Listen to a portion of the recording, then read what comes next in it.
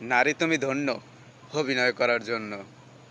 তুমি নতুন পুরুষের স্পর্শ পেলে তুমি ভুলে যাও কে তোমার ছিল আর তুমি কার ছিলা। তোমার কে ছিল তাই দিয়ে তো তোমার তখন আর দরকার নাই। তুমি কার এখন হইছো এইটা তোমার দরকার। আসলে কি আমার মাথায় আসে না একটা নারীকে এত মন থেকে ভালোবেসে এত রেসপন্স সব কিছু দেয় তারে। তারপরেও সে একটা পুরুষের ভালোবাসা কখনো বুঝে না। আসলে তারা নতুন কিছু সব সময় খুঁজে। কেন ভাই? এদেরকে আল্লাহ কি মাটি দিয়া বানাইছে? সে একটা পুরুষের সত্যিকারের ভালোবাসা তাদের কাছে মিথ্যা হয়ে যায় নতুন কাউকে পেলে। আসলে কি ভাই, এমন নারী আছে যে এদের এত রুচিটা এতটাই খারাপ যে তারা নতুন কাউকে যদি পেয়ে যায় তারা সব কিছু পিছনে কি হয়েছে না না হয়েছে সব ভুলে যায়।